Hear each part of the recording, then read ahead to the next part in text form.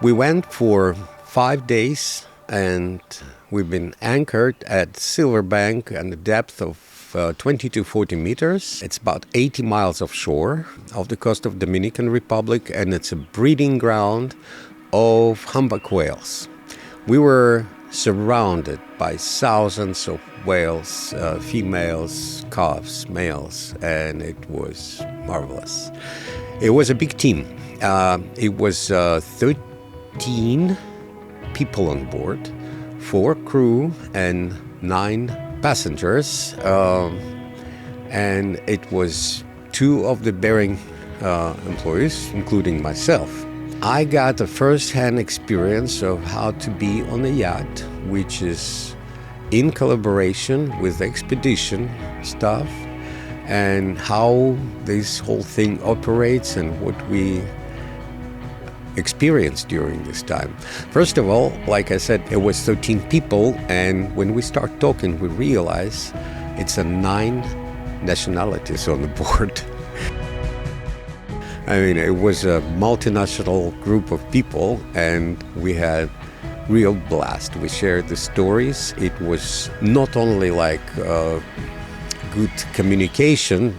We talk about families, traditions, but also we learn from each other because people are scientists with their different backgrounds, with their different experiences. They shared the experience of previous expedition, what they study, where they've been, and we didn't waste a minute. We were talking and talking and talking, so it was most dense experience of my life on board because the amount of information, the density of this information, value of this information was incredible.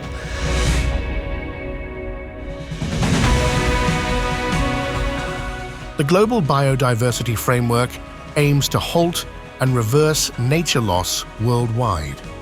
One of its global targets is to assure effective conservation and management of at least 30% of the world's lands, inland waters, coastal areas, and oceans. The Dominican Republic is one of several countries to have formally committed to protecting over 30% of its waters. To support this initiative, an expedition was organized by the government of the Dominican Republic with the participation of Yachts for Science and other partnership organizations, which we mention in this video's description.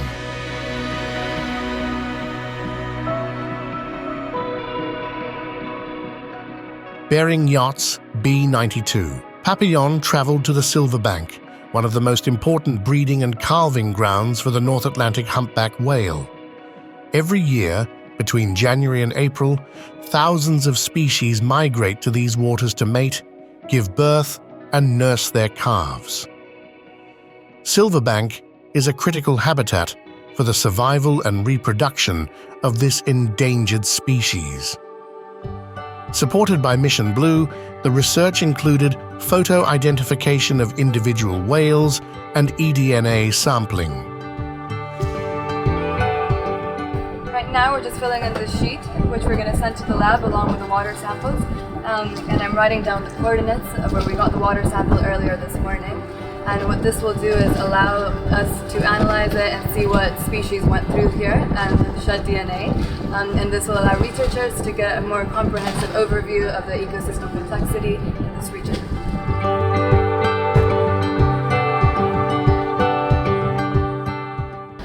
We were in Silverbank in the search of the whales and search of new information, search of more information that would help us to actually put more argument for more protection.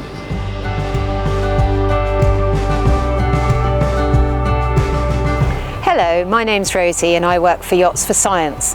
Yachts for Science is a platform that brings together marine biologists and researchers with super yachts to carry out marine research.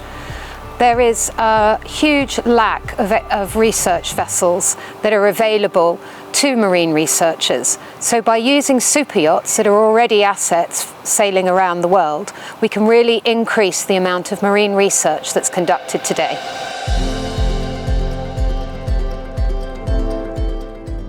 You get to unique places where usually it's restricted access. For example, like Silverbank, it's get visited by only 500 people per year. So it's really hard to get there. It's only 3 big boats, large yachts. They're not exactly yachts, like expedition boats. They're 50 meters and they bring people for a week there and they get anchored. And again, it's a lot of weather. You're in the middle of the ocean, so you better be on a steel boat. And only from 4 to 6 permits for the private yachts, like ours, was issued per year. So we had a unique opportunity to be there just because we collaborated with the scientific program. We started working with Bering Yachts in November 2023. And then about the same time, I had a call from Dan Corbett at Blue Marine Foundation at COP23. And he was desperately looking for a boat to help with a project in the Dominican Republic that would allow them to expand an MPA that they were currently already working on.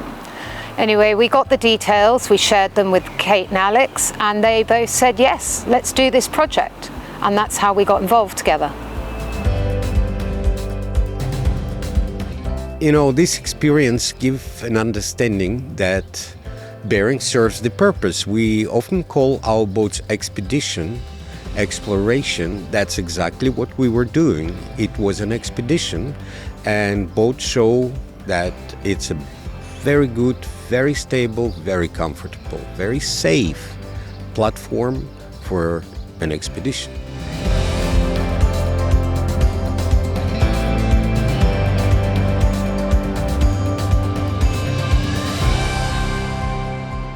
It was not an easy expedition. It took us 4 days of non-stop sailing to reach DR. The weather was rough all the time. The wind averaged around 30 knots, sometimes gusting up to 40. Swells were quite high. However, we had both stabilizers running, and Papillon allowed us a comfortable passage. Walking around the boat, reading, even cooking was not an issue at all.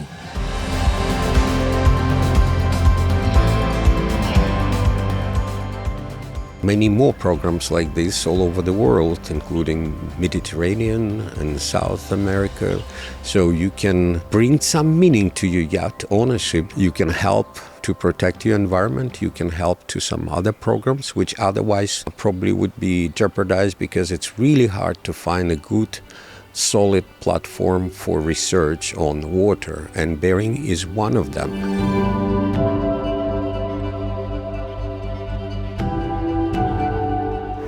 Working with Bering Yachts has been incredible because they really understand what Yachts for Science is about, and they understand how important it is to use exploration yachts to carry out marine research. We are already in discussion about future projects, including some shark research in the Mediterranean, south of Majorca, where they will be hosting 2 marine scientists, 2 film crew, and a project leader. And this is just the beginning of many more projects that we will be working on together in the future.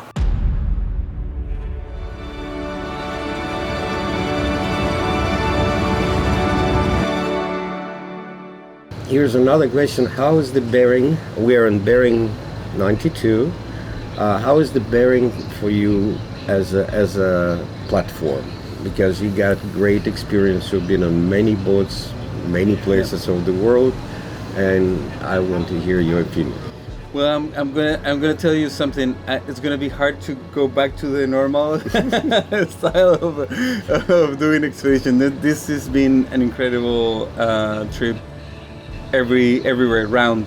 The crew was incredible. The food, but the boat, to actually do expedition, to actually feel safe, which is the most important for all the team, for all my people, for all the people that we are working. That's critical. But also to have the comfortability. It's really, really nice to be in a base like this for days, where you can sleep well, where you can do all your activities. We have a lot of equipment. You've seen it. We're running here and there. We have a very tight schedule to get what we can, as much as we can. And the boat, it was perfect for all of this, to achieve all of this. And I really appreciate the possibility of being in this platform. And again, for owner, like I was on behalf of the owner on this boat, so I was basically a passenger. I was an observer, not participating in much in research itself. So, but it was very, very unique experience. Like I said, a lot of information, lots of impressions, lots of people, new friends, and so I think it's the way to spend some time on your boat in collaboration with something like this.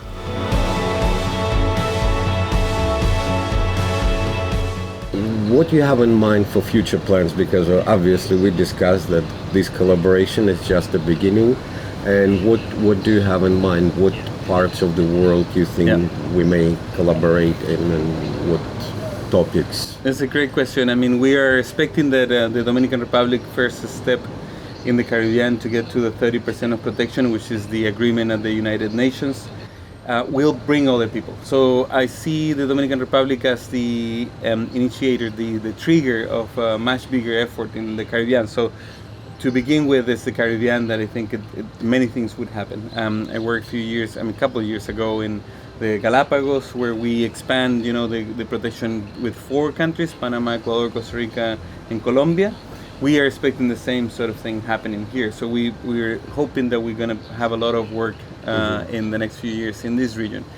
We're working in Patagonia also. We've been talking in Patagonia. I'm inviting you to Patagonia. This is an incredible, it's of course very close to my heart, but it's one of the most pristine still places. This expedition has left us with great memories and wonderful experiences. The money will not buy charter like this. Money will not buy experience like this. And I think this collaboration is a future of a lot of yacht owners who wants to get some purpose in life and help this planet, help this society. I think it's great. And if the weather's calling, I'll take my well-known path across the heath while the people sleep. I'll go up where the air is fresh and still, to a place I've always known as Gander Hill. And I think I'm gonna spend my day on Gander Hill.